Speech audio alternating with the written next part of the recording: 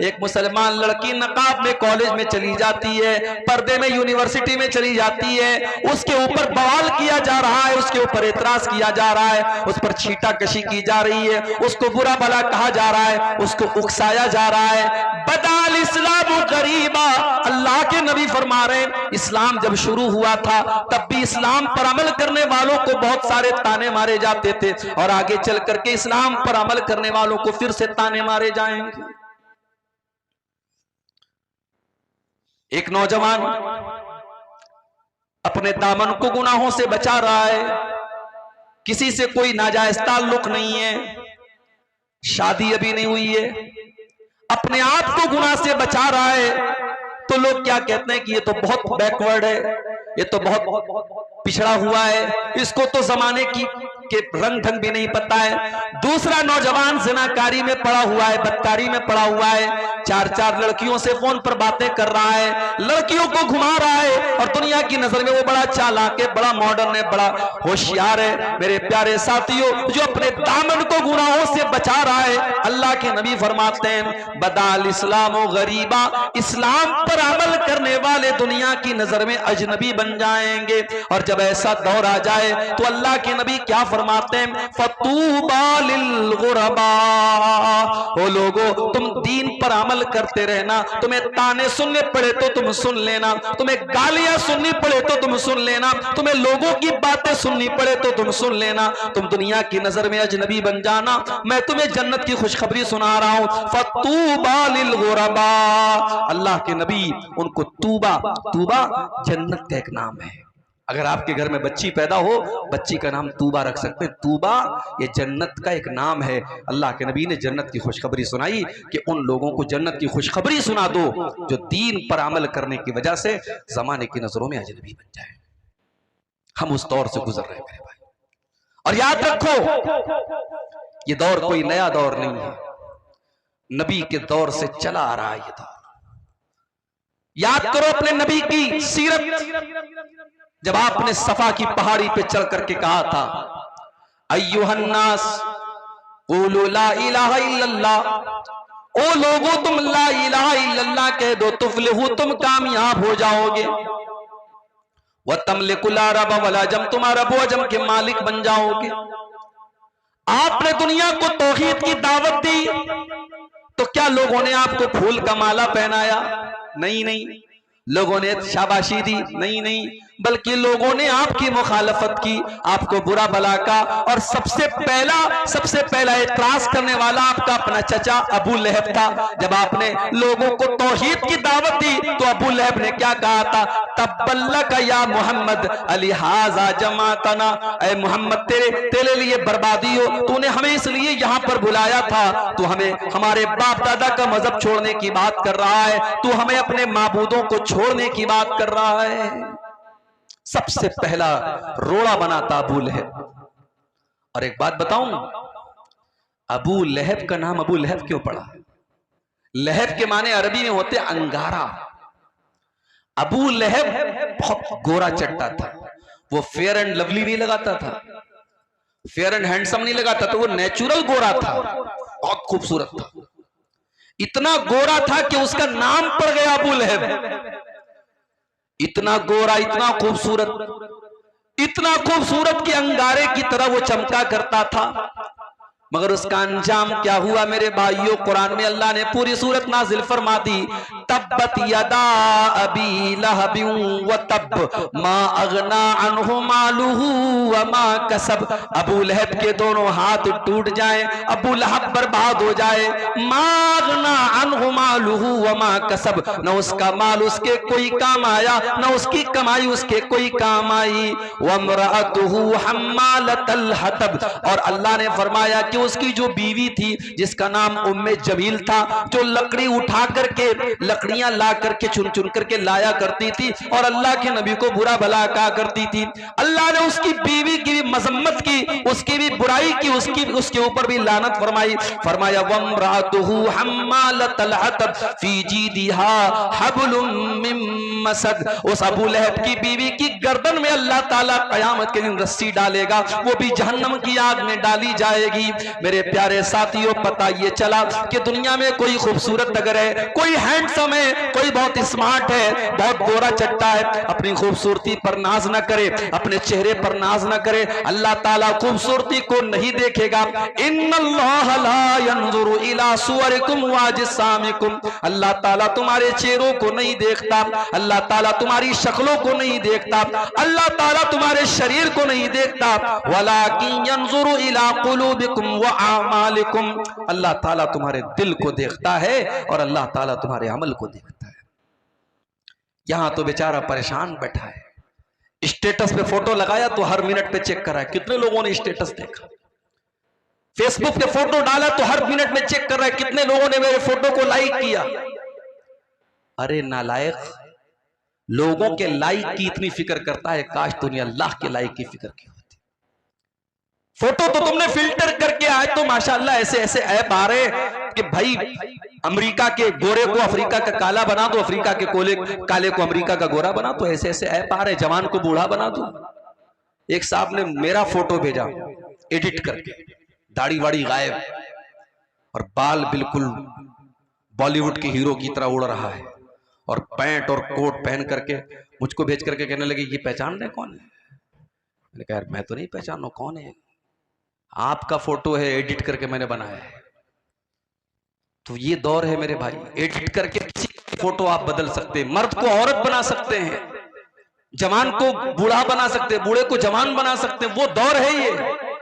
अब हमारा नौजवान बेचारा जब फोटो लेता है ना, मैं कहीं प्रोग्राम में जाता हूँ, बाज नौजवान आते हैं, बोले सब एक सेल्फी ले लेता हूँ, तो मैं देखता हूँ तो वो मोबाइल पर डायरेक्ट कैमरे से सेल्फी नहीं लेता, उसमें ऐप आता है स्नैपचैट और फलाना और डिकाना, तो उससे वो और खूबसूरत बनने लगता है अपने आप।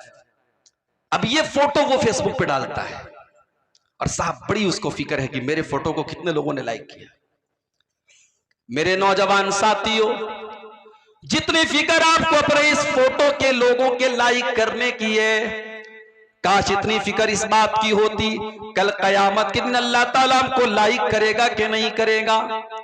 अल्लाह की कसम, आपने अपने चेहरों को बहुत खूबसूरत बना भी लिया और बहुत मेकअप करके मेरी प्यारी माँ बहनों आपने अपने आप को खूबसूरत बना भी लिया। ब्यूटी पार्लर में आजकल देखिए वीडियो भी आता होगा फेसबुक के ऊपर कि बूढ़ी औरत को ब्यूटी पार्लर वाले जवान बना देते हैं, काली औरत को गोरी बना देते हैं, बदसूरत को खूबसूरत बना देते हैं। आपने ब्यूटी पार्लर में जाकर के अपनी बदसूरती को खूबसूरती में तब्दील कर भी लिया, अपने चेहरे को खूबसूरत बना भी लिया। मगर माफ करना मेरी बहनों और माफ करना मेरे भाइयों, अगर आपका दिल खराब है और आपका अमल सही नहीं है तो कल कयामत के दिन आपका अंजाम और हमारा अंजाम क्या होने वाला है। अल्लाह कुरान में फरमाता है ववुजूहु यौमइज़िन अलैहा ग़बरा तरहकुहा क़तरा उलाइका हुमुल कफ़रतुल फ़जरा। कयामत के दिन कुछ ऐसे भी लोग आएंगे जिनके चेहरे काले कलूटे होंगे, जिनके चेहरों पर अल्लाह ताला तारकोल पोत देगा, उनके चेहरे बड़े बदसूरत हो जाएंगे, बड़े भयानक हो जाएंगे। वो दुनिया में बड़े हैंडसम रहे होंगे, बड़े स्मार्ट और बड़े खूबसूरत रहे होंगे, मगर कयामत के दिन उनके चेहरे बड़े बदसूरत बना दिए जाएंगे। ये कौन लोग होंगे? फरमाया उलाइका हुमुल कफ़रतुल फ़जरा। ये वो लोग होंगे जो अल्लाह का इनकार करने वाले, उसकी शरीयत का इनकार करने वाले, ये हराम खाने वाले और गलत काम करने वाले और नाजायज काम करने वाले और अल्लाह को नाराज करने वाले काम करने वाले होंगे। दुनिया में इंसान फेसबुक चला रहा है, मोबाइल चला रहा है, कोई गलत चीज देख लिया, अब डर भी है कि मां के हाथ में लग गया, भाई के हाथ में लग गया तो देख न ले, तो क्या करता है? डिलीट कर देता है। ब्राउजर पे कोई चीज देखा डिलीट, व्हाट्सएप की चैटिंग डिलीट, फेसबुक का मैसेंजर की चैटिंग डिलीट, सब डिलीट कर दिया। दुनिया से आपने सब डिलीट कर दिया। मेरे प्यारे भाइयों, जो अल्लाह ताला का डाटा रिकॉर्ड हो रहा है, अल्लाह ताला के फरिश्ते तो सब रिकॉर्ड कर रहे हैं कि एक एक अदा आपकी रिकॉर्ड कर रहे हैं। व इन्ना अलैकुम लहाफिज़ीन किरामन कातिबीन, मेरे किरामन कातिबीन एक एक हरकत को तुम्हारे रिकॉर्ड कर रहे हैं। यालमून मा तफअलून, तुम जो जो कर रहे हो मेरे फरिश्तों को मालूम है। फरिश्ते सब रिकॉर्ड कर रहे हैं और फरिश्ते तो कर ही रहे हैं। हमने मोबाइल को उंगली से टच किया, हमारी उंगली भी रिकॉर्ड कर रही है।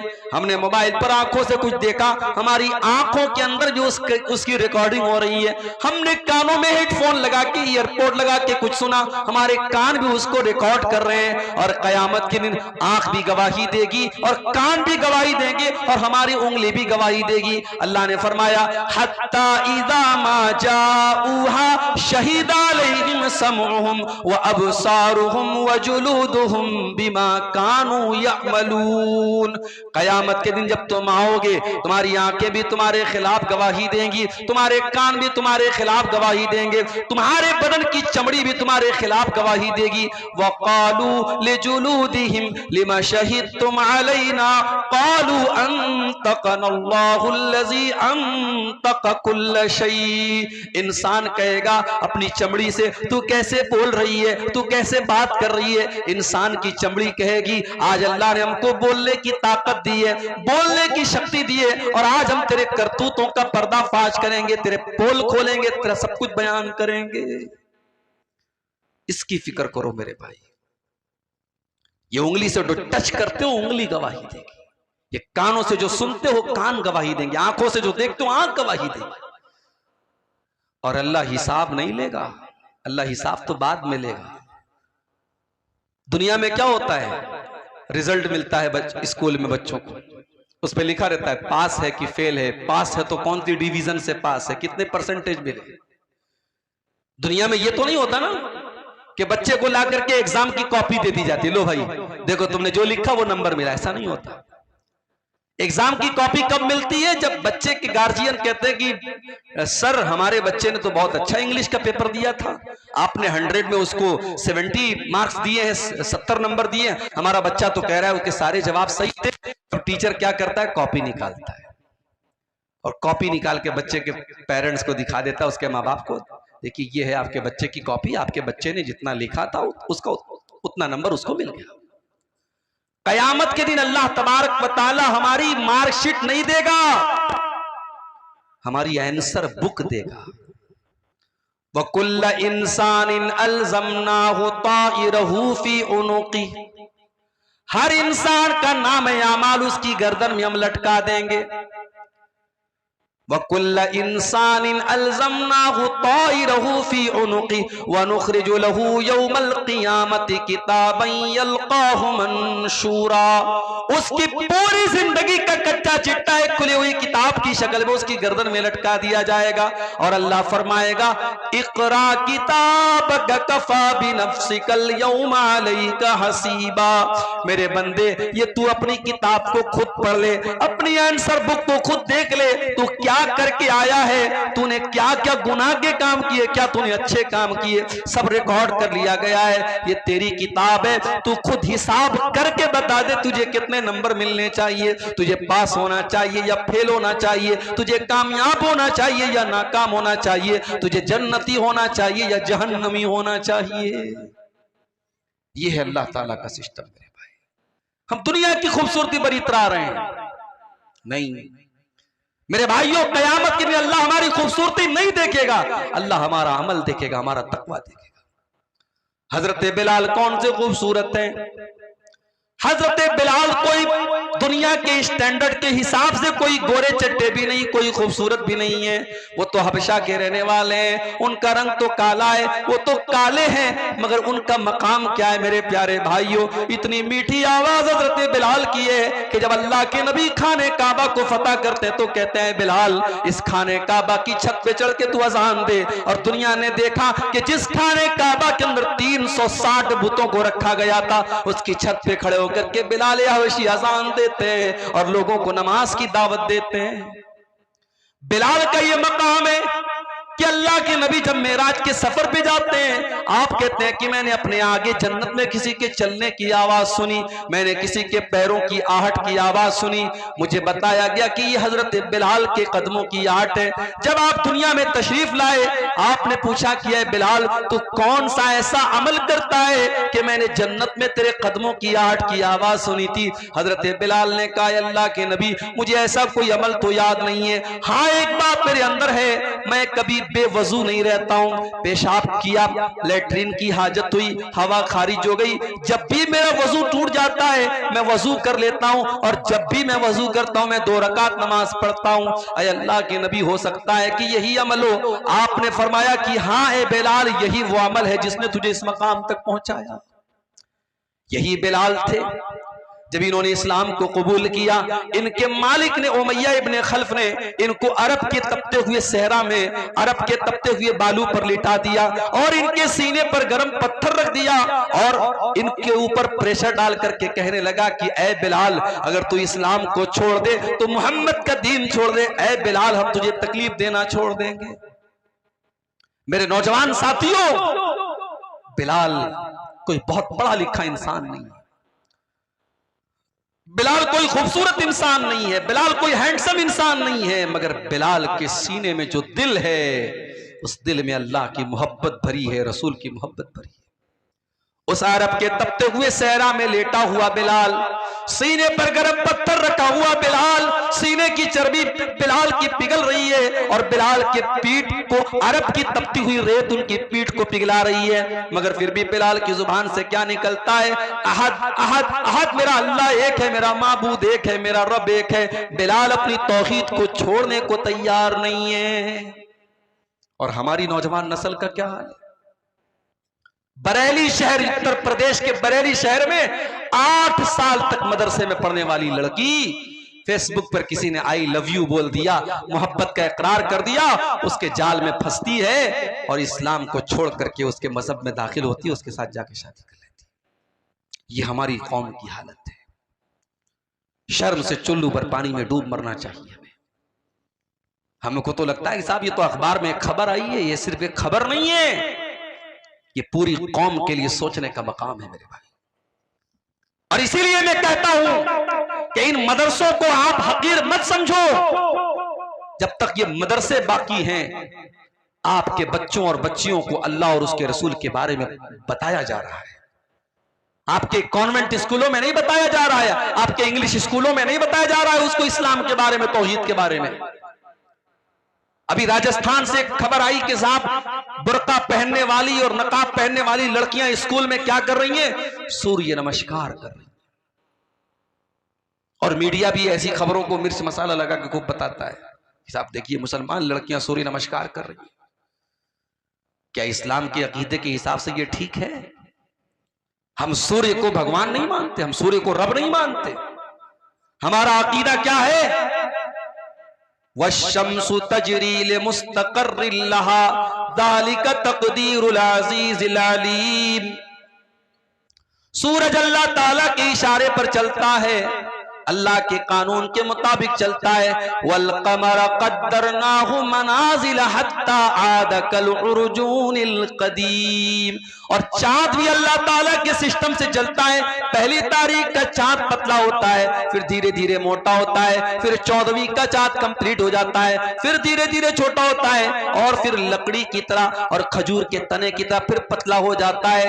ये चांद का सिस्टम, ये सूरज का सिस्टम ये बता रहा है कि चांद अपनी मर्जी से नहीं निकल रहा है, सूरज अपनी मर्जी से नहीं निकल रहा है। इनको निकालने वाला कोई है, इनको चलाने वाला कोई है। सूरज अपनी मर्जी का मालिक नहीं है, चांद अपनी मर्जी का मालिक नहीं है। मेरे प्यारे भाइयों, हमारा अकीदा तो ये है कि सूरज हमेशा पूरब से निकल रहा है और पश्चिम में डूब रहा है। ये अल्लाह का कानून है, ये अल्लाह का हुक्म है, इसलिए सूरज ऐसा कर रहा है। और जिस दिन कयामत कायम होने वाली होगी, अल्लाह सूरज को हुक्म देगा कि हमेशा तो तू पूरब से निकला करता था, लेकिन लेकिन आज तुझे उल्टा करना है और कयामत के दिन सूरज पश्चिम से निकल जाएगा।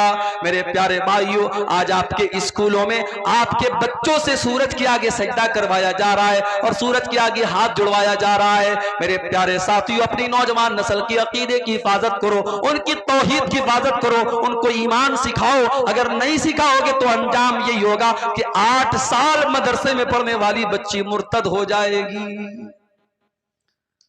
हमारी कौम का हाल आप देखो मेरे भाई, राजनीति का तो और बुरा हाल है, पॉलिटिक्स का तो और बुरा हाल है। जो पॉलिटिक्स में चला गया उसका कोई मजहब नहीं है मेरे भाई, वो कहीं भी सर झुका सकता है, किसी के भी आगे पैर हाथ फैला सकता है वो। नहीं मेरे भाइयों, ऐसा नहीं होना चाहिए। और याद रखो, इस्लाम से जो लोग नफरत करते हैं उनको आपकी तरक्की से उनको कोई नुकसान नहीं है। आप पैसा कमाइए, आप घर बनाइए, आप अच्छा कपड़ा पहनिए, उनको इससे प्रॉब्लम नहीं है। उनको प्रॉब्लम आपके इस्लाम से है, उनको प्रॉब्लम आपके दीन से, आपके ईमान से है। इसलिए अल्लाह कुरान में कहता है, वला यज़ालूना युकातिलूनकुम हत्ता यरुद्दूकुम अन दीनिकुम। ऐ नबी, इस्लाम के दुश्मन इसीलिए आपसे लड़ाई करते और जंग करते हैं ताकि मुसलमानों को दीन से हटा दें, मुर्तद कर दें, मुसलमानों को अल्लाह की तौहीद से दूर कर दें।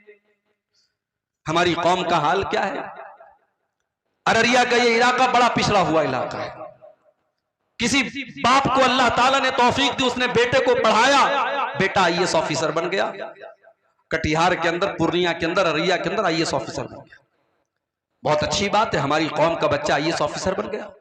अब आईएएस ऑफिसर की कुर्सी पर जब वो बैठा, वो लड़का हमारी कौम का, तो वो कारून बन गया, वो फिरौन बन गया, अल्लाह को भूल गया। उसे इस्लाम बड़ा मामूली मजहब लगने लगा। उसे लगने लगा कि साहब ये मौलवी लोग तो बड़ी दकियानूसी बातें करते हैं, ये सब मजहब की बातों को छोड़ दो, तरक्की करो, आगे बढ़ो, ये रोजा नमाज छोड़ो, ये सब टॉपिक।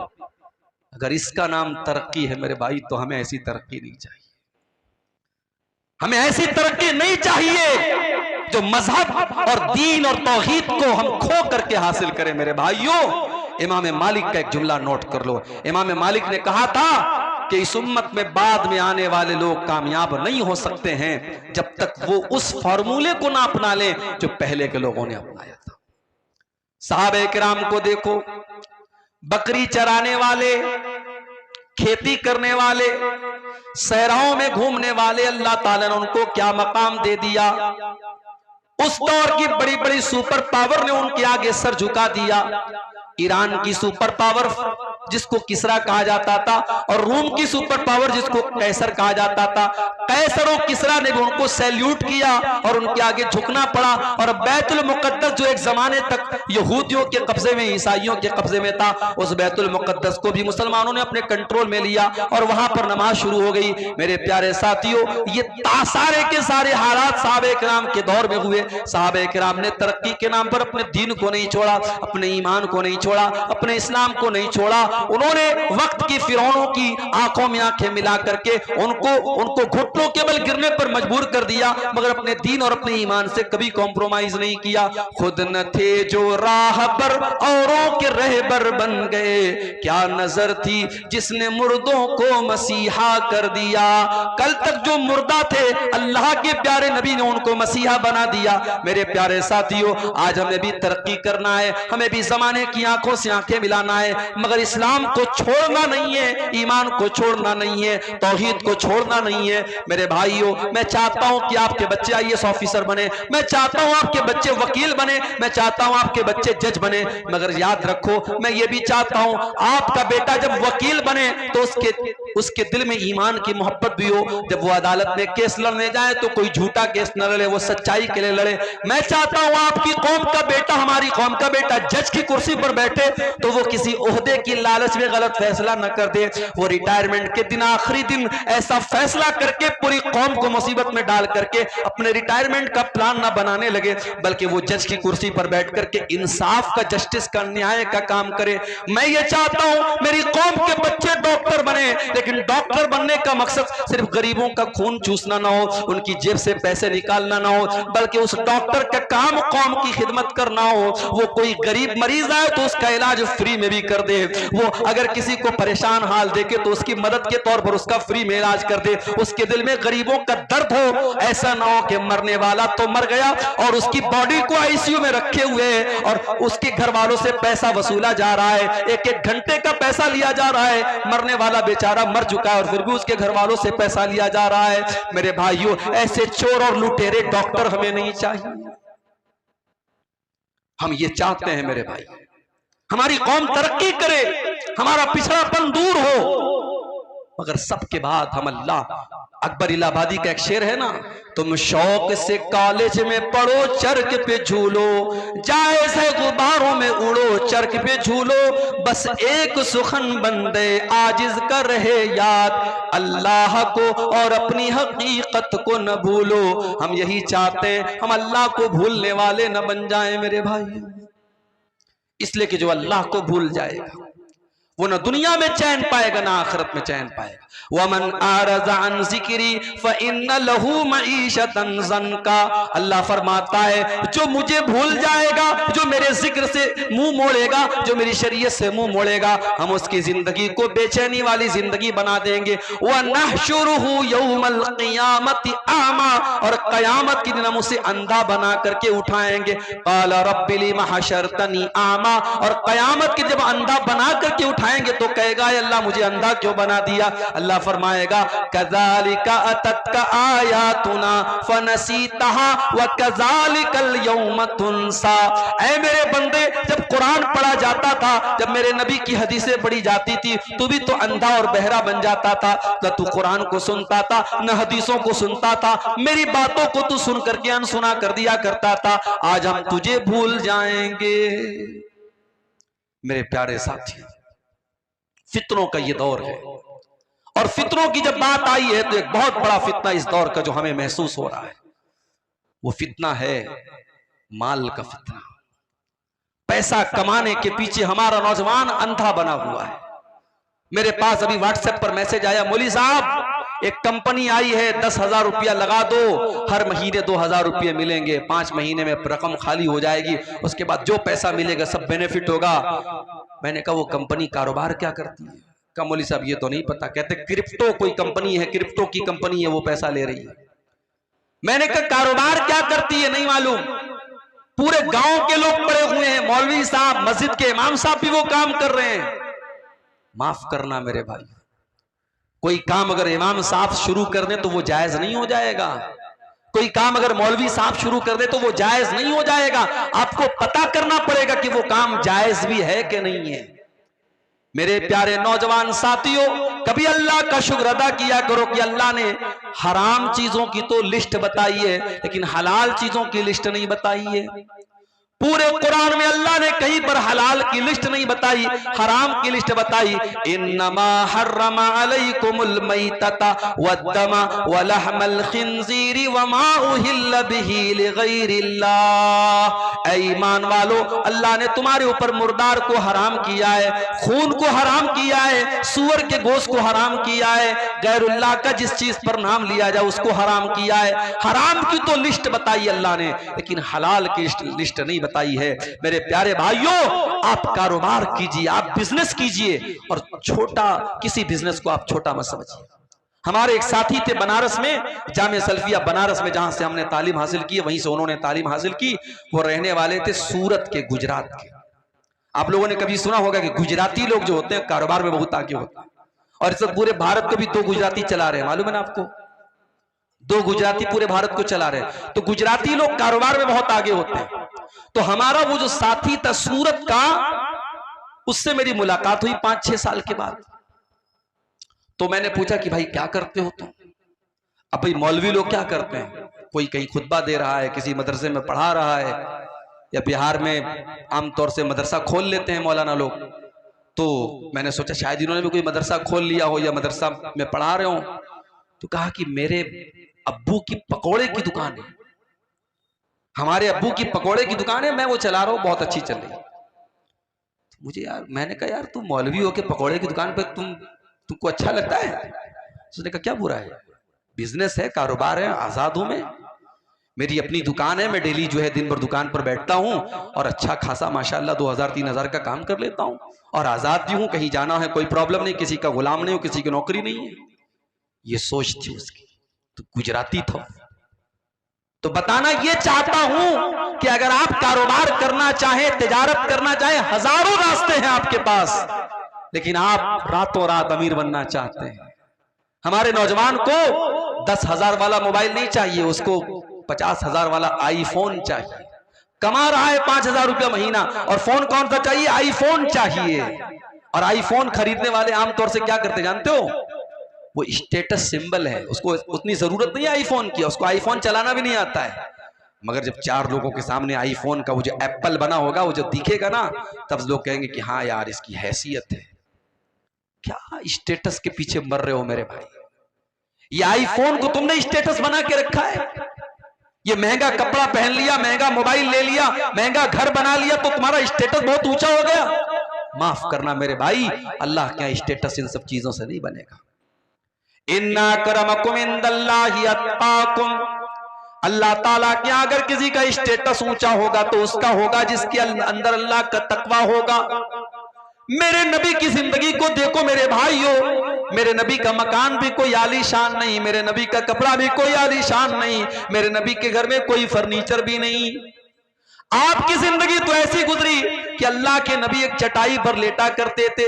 एक दिन आप चटाई पर से उठते हैं और आपकी पीठ पर चटाई के निशान पड़े हैं। साहबे किराम ने देखा, अय अल्लाह के नबी, लवित तखज़ना लकवितान या रसूल अल्लाह, अय अल्लाह के नबी आप हमें इजाजत दे दें, हम आपके लिए गद्दे का इंतजाम कर दें, हम आपके लिए आरामदेह बिस्तर का इंतजाम कर दें।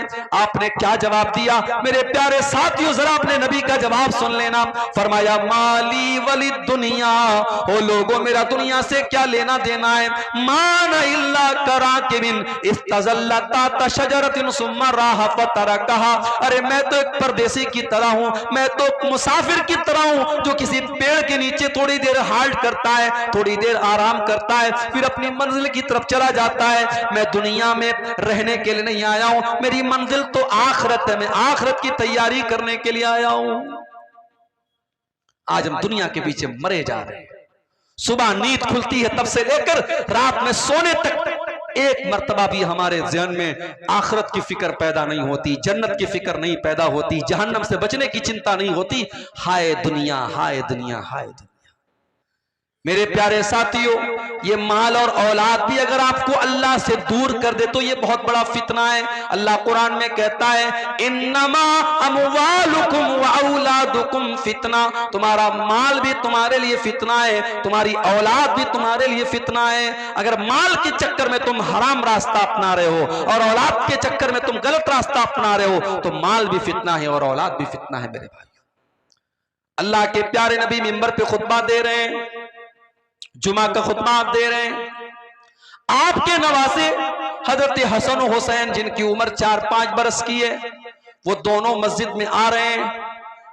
5 साल के बच्चे चलते भी हैं तो गिरते पड़ते हुए चलते हैं। हदीस के अल्फाज हैं, हजरत हसन और हुसैन गिरते पड़ते फिसलते हुए मस्जिद में चले आ रहे हैं।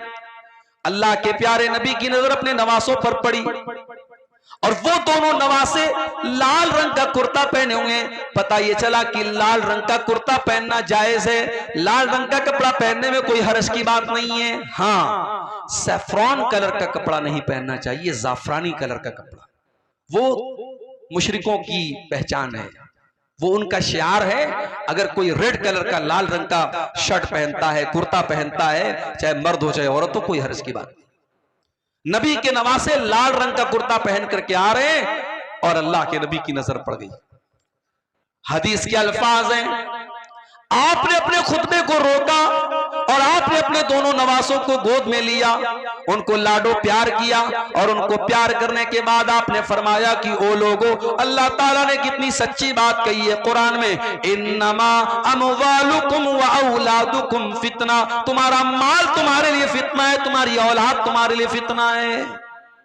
अच्छा एक बात बताओ, अल्लाह के नबी ने खुतबा रोका, नवासों को गोद में लिया और ये बात कही, इसमें कितना टाइम लगा होगा? ज्यादा से ज्यादा 2 मिनट लगा होगा, 3 मिनट लगा होगा, 5 मिनट मान लो। 5 मिनट के लिए अल्लाह के नबी ने खुतबे को रोका और अपने नवासों को, अपने बच्चों को गोद में लिया, तो आपने उसको फितना कहा है। और हमारा हाल क्या है?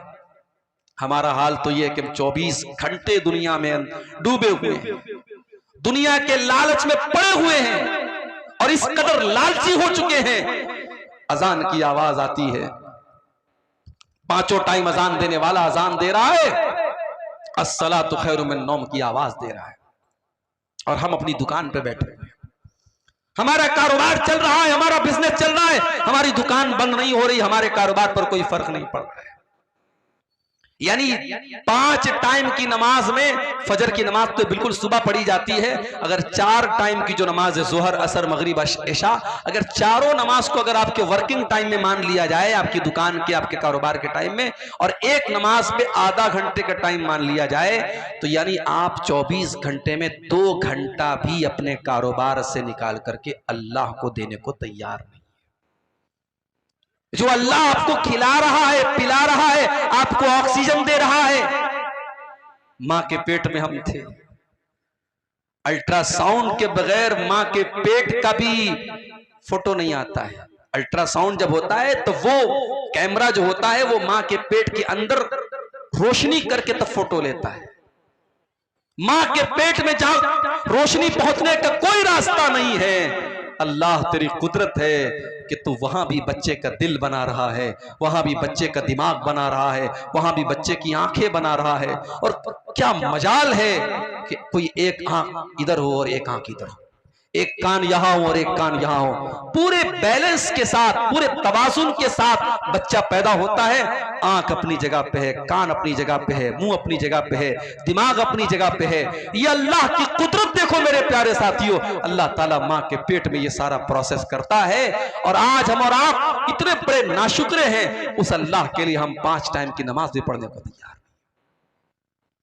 इसीलिए अल्लाह कुरान में कहता है, रिजालुल्ला तुलहीहिम तिजारतुन वला बैउन अन ज़िक्रिल्लाह, मेरे वो हकीकी बंदे और मेरे सच्चे मोमिन बंदे तो वो है, उनका कारोबार उनको नमाज से कभी नहीं रोकता है। वो नमाज भी पढ़ते और कारोबार भी करते हैं। और मैंने देखा है मुंबई के अंदर ऐसे ऐसे सेठों को देखा है मेरे भाइयों, आप यकीन करें, आपके अररिया में क्या कोई पैसा कमाने वाले होंगे, आपके पूर्णिया में क्या कोई पैसा ऐसा कमाने वाले होंगे, आपके किशनगंज में क्या पैसा कमाने वाले होंगे। मैंने मुंबई में ऐसे सेठों को भी देखा है जो बहुत बड़े करोड़पति, अरबपति हैं, बहुत बड़ा उनका कारोबार है, मगर रमजान के आखिरी अशरे में वो एतिकाफ भी करते हैं। वो 10 दिन एतिकाफ में भी बैठते हैं, और जब वो एतिकाफ में बैठते हैं तो अपने कारोबार का जो मोबाइल है वो अपने भाई को, अपने घर को, अपने बेटे को दे करके आते हैं कि नहीं नहीं, अब ये 10 दिन मुझे अपने बिजनेस से कोई मतलब नहीं, अपने कारोबार से कोई मतलब नहीं, मैं 10 दिन अल्लाह की इबादत के लिए लगा रहा हूं। रिजालुल्लाह तुलहीहिम तिजारतुन वला बैउन अन ज़िक्रिल्लाह, मेरे सच्चे मोमिन बंदे तो वो हैं, उनका कारोबार उनको कभी अल्लाह के जिक्र से गाफिल नहीं करता, कभी नमाज से गाफिल नहीं करता। यखाफून यौमन ततक़ल्लबु फ़ीहिल क़ुलूब वल अबसार, इसलिए कि वो क़यामत के दिन से डरते हैं जिस दिन लोगों की दहशत का बड़ा बुरा आलम होगा। दहशत क्या होती है आपने देखा है। नेपाल में ज़लज़ला आया, बनारस में हल्का सा झटका महसूस हुआ। मैं तो उस वक्त ट्रेन में सफर कर रहा था, सुबह मेरी बीवी का फोन आया, कहने लगी रात में ज़लज़ला, आपने देखा ज़लज़ला आया था? मैंने कहा मैं तो ट्रेन में बैठा था, ट्रेन में तो हमेशा ज़लज़ला आता रहता है, ट्रेन हिलती रहती है। कहा कि नहीं, रात में बहुत सब चीजें हिल रही थी, ज़लज़ला आया था। 2 दिन तक बनारस में लोगों के पेट मुंह से खाना उतर नहीं रहा था, लोग दहशत के आलम में थे। ज़लज़ला कहाँ आया था? नेपाल में आया था। उसका झटका दिल्ली और उत्तर भारत जो नेपाल में आया था। इज़ा ज़ुल्ज़िलतिल अर्ज़ु ज़िल्ज़ालहा, जब वो ज़लज़ला आएगा जो सिर्फ उत्तर भारत में नहीं, सिर्फ दक्षिण भारत में नहीं, मध्य प्रदेश में नहीं, महाराष्ट्र में नहीं, गुजरात में नहीं, इज़ा ज़ुल्ज़िलतिल अर्ज़ु ज़िल्ज़ालहा, जब पूरी धरती को अल्लाह ताला हिला देगा। वो अखरजतिल अर्ज़ु अस्क़ालहा, और जमीन अपने सारे बोझ निकाल देगी। अच्छा, ये बोझ निकाल देगी, इसका क्या मतलब है? इसका मतलब यह है कि जमीन के अंदर जो हीरे जवाहरात, सोने चांदी और कीमती मेटल्स है, सब बाहर निकल जाएगा। जमीन अपने सारे खजाने निकाल देगी। और एक मतलब यह भी है कि जमीन के अंदर जितने मुर्दे हैं कयामत के दिन सब जिंदा हो जाएंगे। वक़ाल इंसान मा लहा, और इंसान कहेगा इस जमीन को क्या हो गया है। यौमइज़िन तुहद्दिसु अख़बारहा, और कयामत के दिन जमीन अपनी बातें बयान करेगी, जमीन बोलेगी बिअन्न रब्बका औहा लहा, क्योंकि उस जमीन को अल्लाह ताला हुक्म देगा बोलने का। इससे एक बात यह पता चली कि हम जिस धरती पर और जिस जगह पर कोई काम करते हैं वो जगह भी गवाही देगी। मिसाल के तौर पर इस गांव में आज ये जलसा हो रहा है। अब जलसे वालों का कहना है कि हमें उम्मीद नहीं थी कि इतनी सारी पब्लिक आ जाएगी, क्योंकि इलाका बहुत पिछड़ा हुआ है, आने जाने का जो रास्ता है बहुत मुश्किल है, बहुत टफ है, फिर भी लोग आए। और इस वक्त जो है रात के तकरीबन 1:15 बज रहे हैं, लोग जमे हुए हैं, माए बहनें हमारी बैठी हैं। ये इलाका, ये पिंडाल, ये पूरी धरती बोलेगी कयामत के दिन कि हाँ यहाँ रात को 1:15 बजे तक, 1:30 बजे तक, 2 बजे तक तेरे दिन की बातें हुई थी, कुरान और हदीस की बातें हुई थी। और इसी इलाके में अगर किसी घर में, किसी कमरे में बैठ करके कोई जुआ खेल रहा है, कोई शराब पी रहा है, कोई ज़िना कर रहा है, कोई हराम काम कर रहा है, वो धरती भी बोलेगी मेरे भाइयों यौमइज़िन तुहद्दिसु अख़बारहा, जमीन गवाही देगी कि हाँ वहां पे क्या हुआ था। इसलिए जब गुनाह करना तो ये सोच के करना कि ये कमरा गवाही देगा, ये धरती गवाही देगी। कहां से बचेंगे हम अल्लाह के यहां। आगे रमजान का महीना आ रहा है मेरे भाई। अल्लामा इब्न जौज़ी का एक जुमला आज मैंने पढ़ा, बड़ा प्यारा जुमला था। अल्लामा इब्न जौज़ी लिखते हैं कि अगर कब्र में मरे हुए लोगों से कहा जाए कि तमन्ना करो, आरजू करो, तो मरा हुआ आदमी जो मर चुका है, कब्र में जा चुका है, अगर उससे कहा जाए कि तुम्हारी कोई अंतिम इच्छा है, कोई आखिरी ख्वाहिश है, तो पता है वो क्या कहेगा? कहेगा कि अल्लाह एक दिन तू रमजान का और दे दे, एक दिन तू रमजान का और दे दे। रमजान इतना कीमती महीना है मेरे भाई। पिछले रमजान में कितने लोग हमारे गांव में रहे होंगे, इस साल वो नहीं है, इंतकाल हो गया उनका। कितने बूढ़े लोग, कितने नौजवान लोग, कितनी औरतें पिछले रमजान में थी, इस साल नहीं है। और इस साल अल्लाह ताला हमको ये तौफीक दे रहा है, सन 2024 का और हिजरी कैलेंडर के हिसाब से 1445 हिजरी का रमजान हमें मिलने वाला है, अगर हम जिंदा रहे, अगर हमारी हयात बाकी रही। अल्लाह ने हमें एक चांस दिया है मेरे भाई कि अपने आप को हम सुधार ले, तौबा कर लें।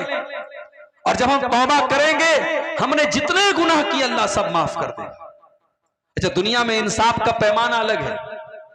दुनिया का इंसाफ क्या कहता है कि अगर किसी ने अच्छा काम किया उसको बदला दिया जाए, किसी ने बुरा काम किया उसको सजा दी जाए। दुनिया का इंसाफ तो यही है। अल्लाह का इंसाफ बड़ा निराला है।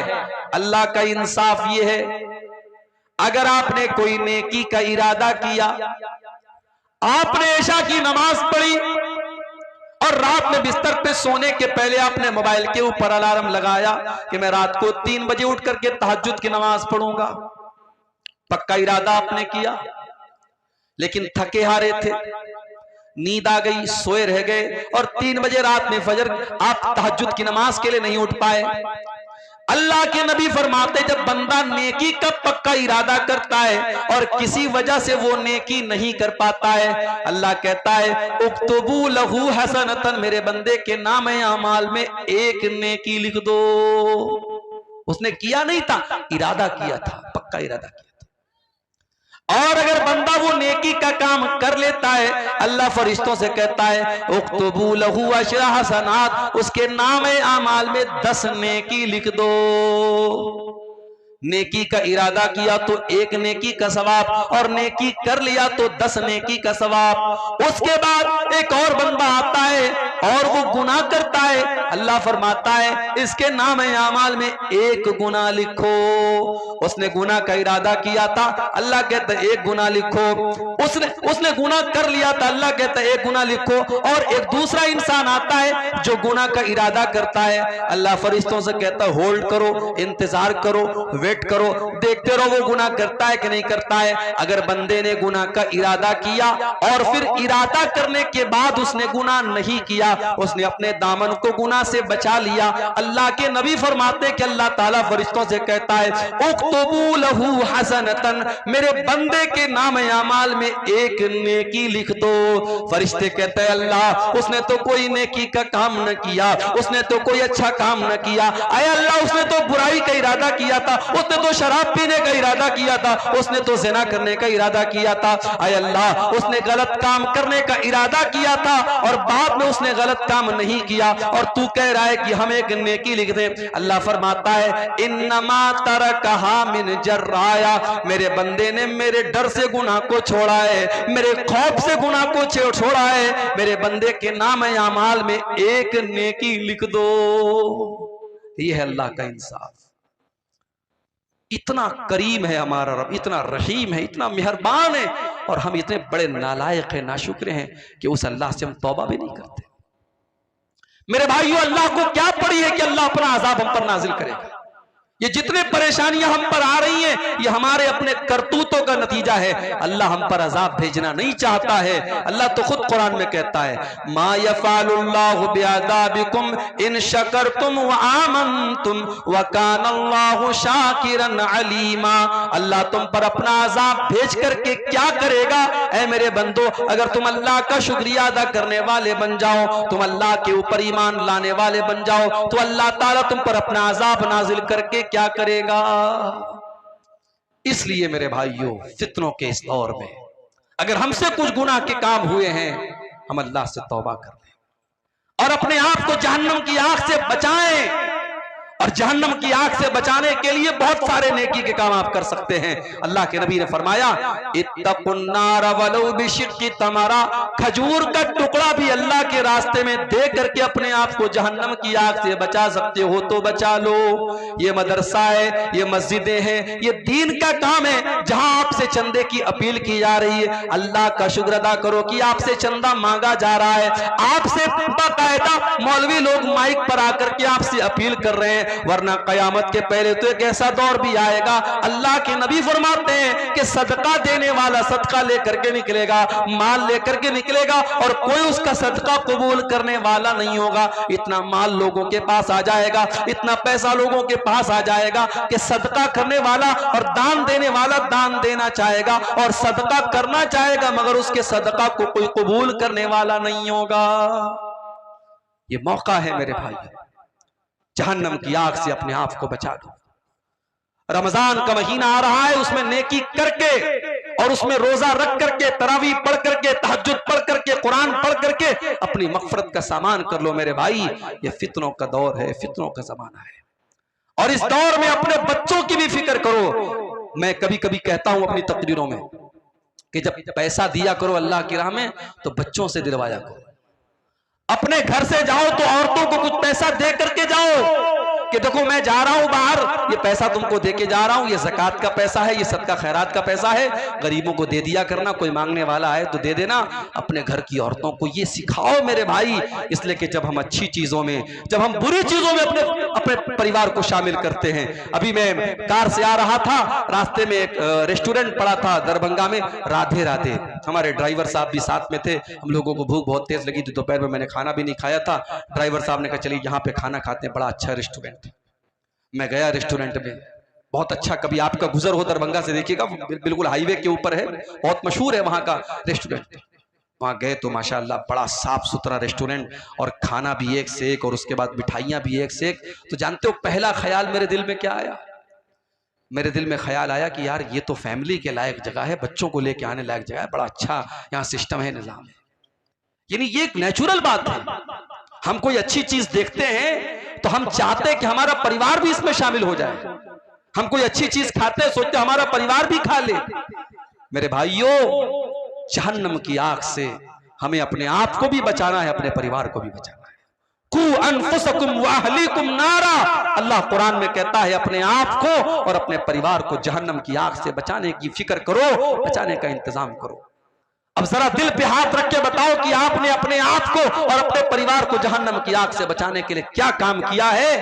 आप एक महीना छोड़ दो, एक साल छोड़ दो, आप एक हफ्ता और एक दिन का हिसाब हमको बता दो कि आपने पिछले एक दिन में कितने ऐसे काम किए हैं जो आपको जहन्नम की आग से बचाने वाले हैं। इसीलिए मेरे भाइयों, अल्लाह के नबी फरमाते हैं, ला तहकिरन्न मिनल मारूफ शैया, किसी नेकी को हकीर मत समझो। छोटी छोटी नेकी के काम, छोटे छोटे जिक्र के कलमात हैं। आपने जुबान से पढ़ा सुभान अल्लाह व बिहम्दिही सुभान अल्लाहिल अज़ीम, आपको पढ़ने में 5 सेकंड लगा। सुभान अल्लाह व बिहम्दिही सुभान अल्लाहिल अज़ीम आपको पढ़ने में 2 सेकंड लगा, 3 सेकंड लगा। मगर इस कलमे का सवाब क्या है? बुखारी शरीफ की आखिरी हदीस है, अल्लाह के नबी फरमाते हैं, कलिमतानी खफीफतानी अलल लिसानी सकीलतानी फिल मीज़ानी सुब्हानल्लाहि व बिहम्दिही सुब्हानल्लाहिल अज़ीम। अल्लाह के रसूल सल्लल्लाहु अलैहि वसल्लम फरमाते हैं कि 2 कलमे ऐसे हैं जो अल्लाह को बहुत प्यारे हैं और जुबान पर बड़े हल्के हैं और कयामत के दिन अल्लाह के तराजू पर बड़े भारी होंगे। और ये 2 कलमे कौन है? यही सुभान अल्लाह व बिहम्दिही सुभान अल्लाहिल अज़ीम। इसी तरीके से आप सुभान अल्लाह, अल्हम्दुलिल्लाह, ला इलाहा इल्लल्लाह, अल्लाहु अकबर, ये कलमात जो हैं इनका सवाब बहुत ज्यादा, इसको आप पढ़ें। अल्लाह ने आपको दौलत दी है, सदका खैरात करें, गरीबों की मदद करें। और जब मदद करें तो इस चक्कर में ना रहे कि माइक पर मेरा नाम बोला जाए। हमारे ये भी बड़ा मसला है, माइक पर जब तक नाम ना बोला जाए तब तक हमें लगता है मौलवी साहब जब तक नाम ले ले के हमारे लिए दुआ ना करे, हमारा दान कबूल नहीं हुआ। जरूरी नहीं है, कुछ नेकी ऐसी भी करो आपको पता हो, अल्लाह को पता हो। अल्लाह के नेक बंदे नेकी करते हैं, दरिया में डाल देते हैं। वयुतीमून अत्तआम अला हुब्बिही मिस्कीनन व यतीमन व असीरा, मेरे नेक बंदे गरीबों को खाना खिलाते, यतीमों को खाना खिलाते, कैदियों को खाना खिलाते। और जब खाना खिलाते तो क्या कहते हैं? इन्नमा नुतइमुकुम लिवजहिल्लाह, हम तुम्हें अल्लाह को राजी करने के लिए खाना खिला रहे हैं। ला नुरीदु मिनकुम जज़ाअन वला शुकूरा, हमें तुमसे कोई बदला नहीं चाहिए, हमें तुमसे कोई शुक्रिया नहीं चाहिए, हम तो अल्लाह से अपना बदला चाहते हैं। इन्ना नखाफु मिर रब्बिना यौमन अबूसन कमतरीरा, हमें तो कयामत के दिन का डर है। मेरे भाइयों, मेरी तकरीर लास्ट में होने वाली थी और अभी शायद बंगला जुबान के कोई मुकर्रिर बाकी हैं जो आपके सामने चंदे के लिए तकरीर करेंगे, लेकिन चूंकि पब्लिक दूर दूर से आई है और जलसे वालों ने ये सोचा कि अगर बाद में मेरा नंबर आएगा तो हो सकता है बहुत सारे लोग चले जाएं, इसलिए मुझे पहले आते ही फौरन जो है 10 मिनट के बाद मुझे बुला लिया गया।